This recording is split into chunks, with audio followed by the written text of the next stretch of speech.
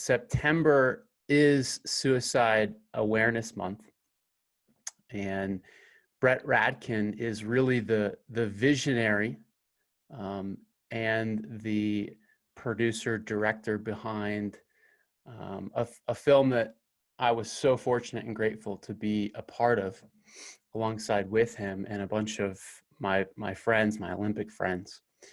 And the documentary, some of you have seen it. You've reached out. I've appreciated those notes. Some of you have not, and some of you might be hearing about this for the first time, but it came out July 29th on HBO. And I wanted to play a preview of the documentary before we bring in Brett. Michael Phelps is one of the fastest swimmers in the world. None of us had normal childhoods. I want to win. I knew it was the biggest stage that I would perform for in my life. For Olympians, that's what defines you. Athletes have worked their entire lives for this moment. I wanted to do everything I could to be the best skater I could. Everything revolves around this sole focus, and that sole focus is the Olympics. And now the next 40 seconds will dictate our human lives. But after the Olympics, the village doors close, and that's kind of it.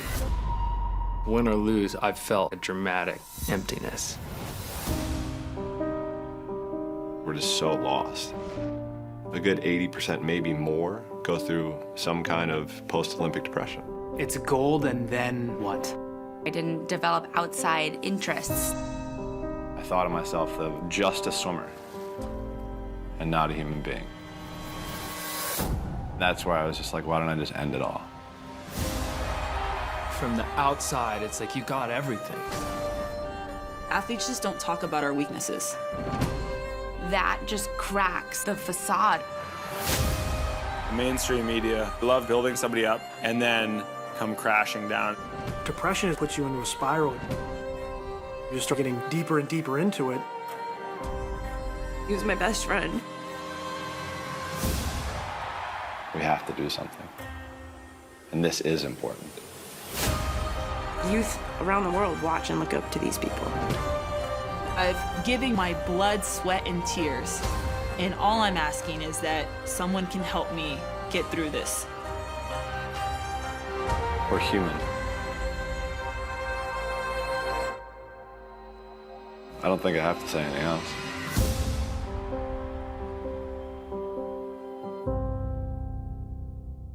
It's great to be here. Thanks for having me. This story, this documentary, the story of these athletes, most of which reached the pinnacle of, the Olympic world. Of course, Michael Phelps has won more Olympic medals than anybody in history. Apollo Ono has won more Winter Olympic medals than anybody in American history. I mean, Shaun White, the people that are in this film really, most would define as the pinnacle of success. But their stories didn't always demonstrate, a straight line to happiness. And that success didn't really necessarily translate into all joy. So first of all, thank you for your vision to tell this story. And the bravery, of course, of those athletes to share their story. How did this all come together? How did the Way to Gold? What was the spark, and how did it come to life?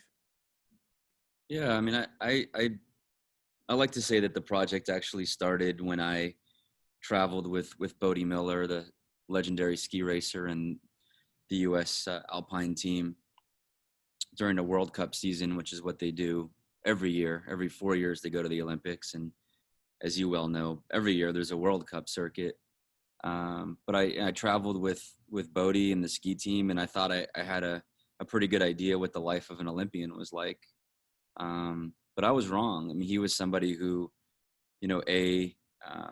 provided his own resources a lot of the time to fill in for things that he saw lacking, whether it was food or different accommodations. B, he's got an incredibly unique mindset and C, the U.S. ski team is funded at a different level than pretty much any other sport. So I had done that in 2005 and gone to 2 Olympics with him, including I saw you in Vancouver. But this project then kind of took the next step when I really just wanted to do a short film about Stephen Holcomb, who was the current captain of the U.S. Olympic bobsled team. We shared a doctor here in LA and who introduced us, and I loved his story. He had survived a 2007 suicide attempt and then gone on to win the first gold medal in bobsled in decades. And so I really planned on just doing a short film about him. We did a couple big shoots, and 12 days after the interview shoot in Los Angeles, he passed away in Lake Placid at the training center. So that's how it started. What did this journey teach you? So much about so many things. I mean, certainly a million things just on, my craft and my business, which I'm happy to talk about. But as it relates to mental health, I mean, it kind of just confirmed something I already felt, which was that, happiness, sustaining happiness is not about any sort of achievement. It's a day by day thing that comes from, a lot of other things. And while the film is on one hand completely about Olympians, I see it as a metaphor for, anybody who's a high achieving individual, who, looks at one particular achievement as being, the pot of gold at the end of the rainbow. And for those of us who have achieved things like that, for me, it was getting this film on HBO. We come to learn that that's not really sustainable. What was the journey like? It's never a straight line, right?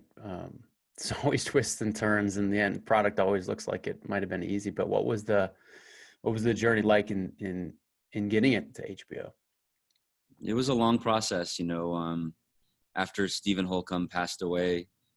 I sort of pivoted to, I learned that there was this post-Olympic depression phenomenon that I wasn't aware of.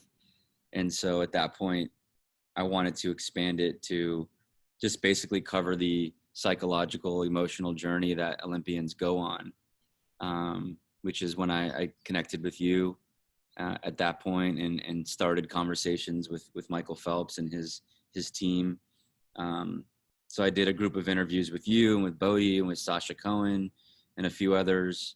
And then I started to learn that the resources really weren't, in the opinion of many of the athletes, sufficient when it came to mental health, and that they really felt kind of, left in the dark, as the movie poster puts it.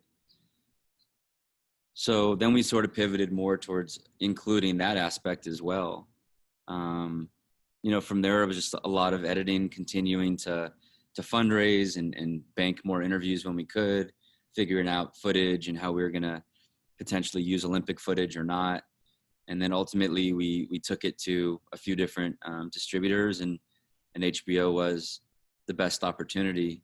But it didn't end there, because then we ran into HBO wanting to make a few changes to it, and then B, a pandemic happening right in the middle of that, which certainly caused a lot of need to finish the film over Zoom,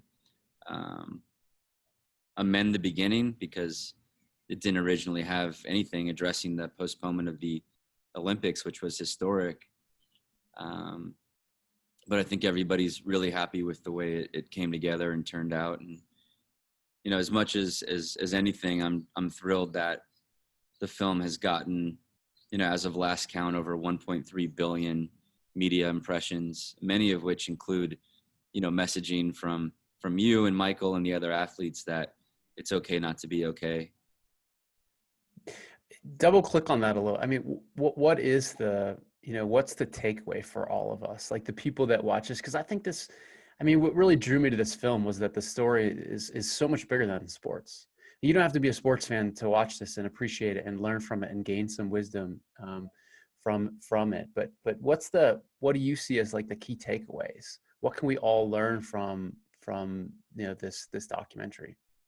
Well, look, I mean, the statistics are showing that mental health is only mental health issues are only being exacerbated by COVID, and there's still a stigma in our society to get help, whether that means seeking out a psychologist, a psychiatrist, using medication, which works for a lot of people, or some combination of those things. And I think our biggest opportunity with the film, and frankly with the work that we want to be doing going forward, at least in the near future, is to chip away at that stigma or continue to. And, I'm of the belief that professional athletes and Olympic athletes talking about this stuff, whether it's Dak Prescott, the quarterback of the Cowboys, who talked about it a couple weeks ago. I mean, the list goes on and on. Elite athletes are held in such esteem by our society as being these perfect individuals, both physically and mentally, that for these kinds of people to talk about this issue and getting help, I mean, the vision is for a day when getting help for mental health issues, whether they're mild or extreme, is as normalized as getting help with a sprained ankle. Yeah, I thought one of the best quotes in the film was Gracie Gold, who was a very successful figure skater, said, "If I were to twist or break my ankle, I would have 10 of the best orthopedic doctors waiting for me that day to go see and fix my ankle. But when I went through, mental health issues and challenges, brain health issues, there was nobody there. There's nobody that I could talk to. And, I can tell you firsthand that you can't do those. You can't have those conversations with coaches if you're trying to make an Olympic team. These are the same coaches that are picking those teams. And a little crack of weakness, you can't show that weakness. And not just in Olympic sports, but I would say the same in football, in those locker rooms. You can't, and now, those perceptions are changing a little bit. And we always talk about at Integrate, like the way to build trust is through authenticity and vulnerability. And if you can't do both, it's unlikely that you can really build real authentic trust. And I think those walls are being, broken down now, not only in society, maybe slowly, but progressively, but also, inside of athletics. And I mean, do you see good and positive changes happening? Yeah, I think so. I think that what we're all going through right now with a number of different issues, and here in California, we were hit with this wildfires and air pollution issue last week. I don't know if you guys felt that where you are, but it's been one thing on top of another, and it's going to be a tough next few months, I think, with winter coming to a lot of places, and the election cycle and everything else. We're dealing with a lot as a society, but I think it's made us all more vulnerable, as to use the word that you mentioned. This has made us all vulnerable in a way that we weren't on. I call it March 11th because that's the day I flew home from New York. I was editing the film there and had to come home suddenly because HBO shut down its facilities.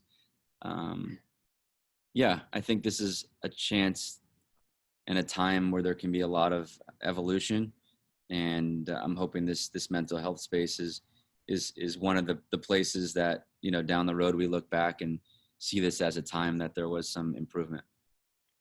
Are you proud of the film? I'm incredibly proud of the film. I'm incredibly proud of the persistence that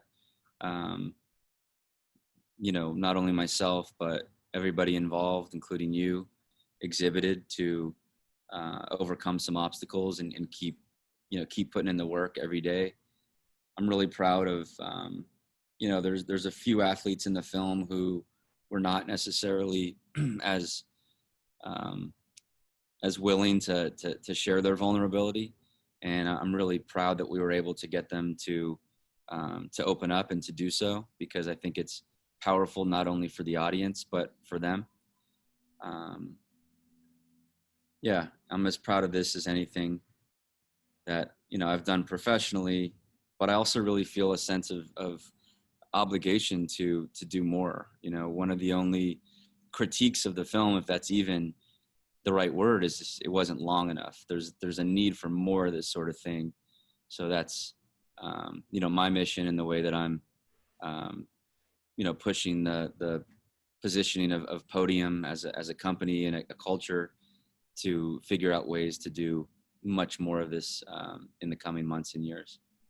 So yeah, what is next? I mean, you don't want to stop telling the story, right? It's important to you. And so what is Podium, and what are you thinking about doing next? Yeah, I really think the opportunity here is to, tell social impact stories through the lens of sports, and finding, unique ways of doing it. Without getting too much into the weeds on film finance, a lot of things don't happen because they're not what's deemed commercial.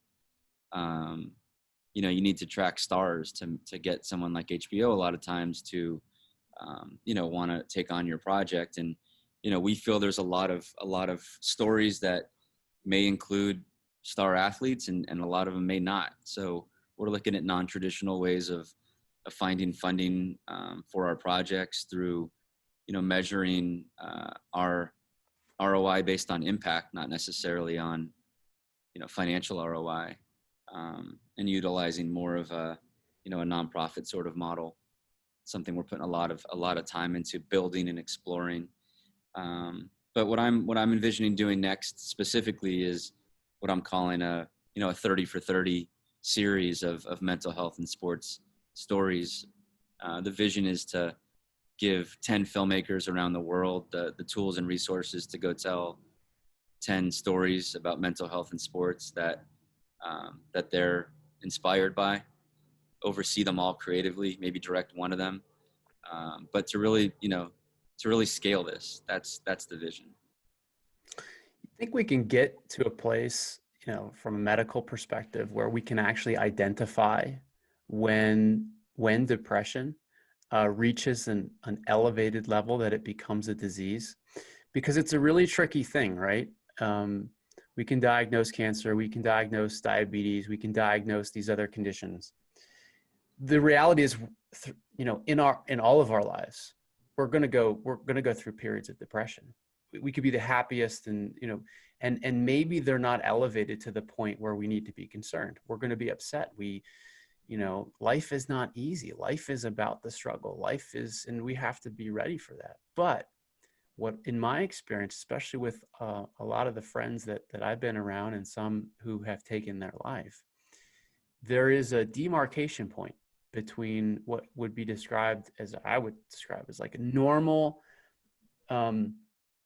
levels of depression, normal levels of being upset, normal levels of dealing with the crap that we all have to deal with in life. And then, then in those situations, some people crossing into where really mental health and brain health become a disease, just like diabetes, just like cancer, where it's uncontrollable. It's completely uncontrollable, out of control, like a wildfire raging.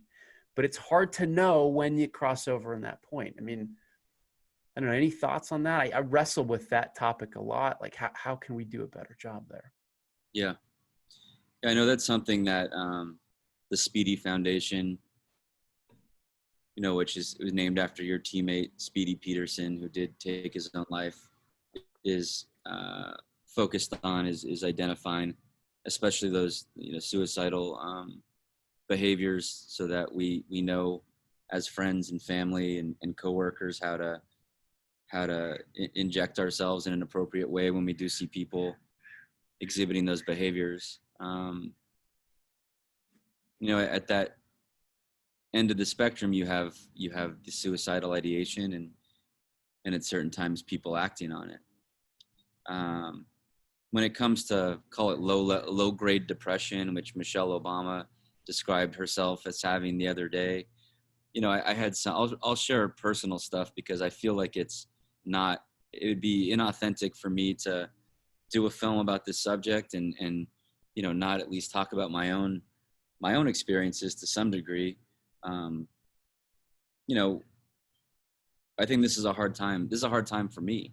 I have days where, I wake up every day and I'm like, I kind of remember this COVID reality we're living in. I mean, last night I went out to dinner and I had to put a mask on my 3-year-old little girl's face, and it breaks my heart. So someone said to me the other day, "You seem depressed." And I said, "How am I supposed to seem? You know, like, I don't know how I'm supposed to act right now. Am I supposed to be, you know, dancing off the ceiling? Like, I'm just kind of like a lot of people trying to navigate through this current reality and stay healthy. I mean, living in a world where on a day-to-day basis, our health is at risk, and they're telling us that we're going to potentially kill our parents and grandparents if we get this fairly contagious. I mean, it's a lot, right? So, but it brought up for me the question to your question, Jeremy, about, you know, how are we supposed to be? How do we want to feel? And I think we live in a society, maybe until now, where there was an expectation that they don't have in other societies. You know, you've spent time all over the world, and you think of certain societies, like maybe in some of the Scandinavian countries, where I don't think they look at happiness the same way we do. I think it's more of a steadiness, maybe in large part because of the crazy cold temperatures. But I'll bounce it back to you. I mean, how do you feel like, when do you feel like depression is something that should be identified as depression, and when do you think it should be treated? I think that's the most difficult question for me.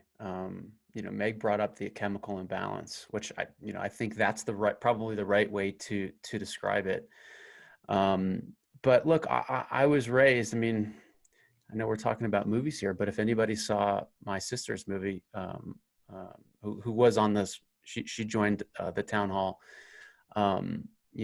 Molly's Game, you know, Kevin Costner played my dad, like, not perfectly accurate, but I was raised in a family where, you know, when you were little, if you fell down, you got back up. There was no other path. And if you had a cut, you put duct tape on it. Like, we just keep moving, and you're gonna fail a lot, and that's okay. But we got to learn, and we got to keep moving. So, you know, I was raised by my parents, I think, to have that grit and tenacity that has been very helpful in my life. And, you know, what really drew me to this film was my relationship with Speedy Peterson, who, when he came to me at the Olympic Training Center before World Cup and said, "I'm not okay." And he just unloaded on me, and he was so upset, and he said he fought demons. And I remember that day like it was yesterday. And I was unequipped to have any type of thoughtful conversation with him during that time in his life when he was reaching out to me and he needed me so badly.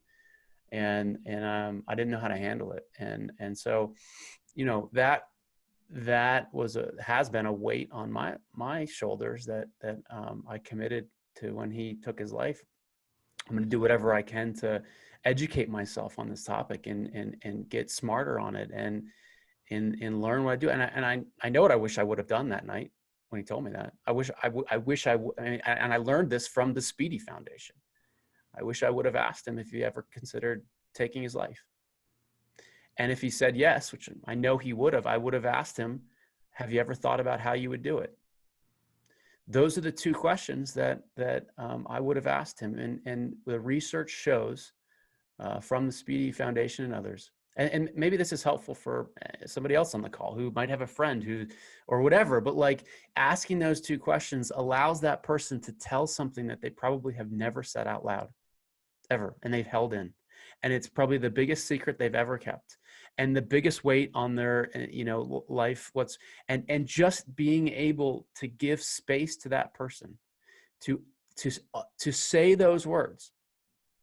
It's not the solution. It's not going to solve all the problems, but it puts it on a path of getting that out of that person's head. And so, but I didn't know that. I just thought he was having a bad day, man. I just thought, you know, we had a World Cup tomorrow. We had to go compete against the world tomorrow. So, but yeah, I think that's what I really struggle with, is identifying, like, because I think it's important for all of us to have grit and tenacity. We talk about it a lot at Integrate, and we know we're going to go through hard times. We know we're going to, and it's all relative, right? But at Integrate, we're going to lose customers. We're going to be working on a Saturday because something's broken. We're going to deal with these tough things, and we got to work together to get through them. And that is at a completely different level of what we're talking about. But I also think it's important that we don't just create, a soft society where we can't deal with things that don't work, or things in our lives that are difficult. So finding that balance, finding that blend,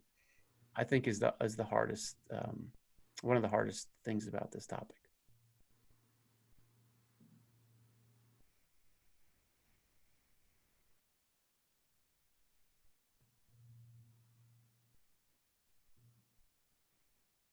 Does that resonate with you, Brett, or am I just off my skis here? No, absolutely. It's hard. I mean, it's hard to be in your own brain and evaluate.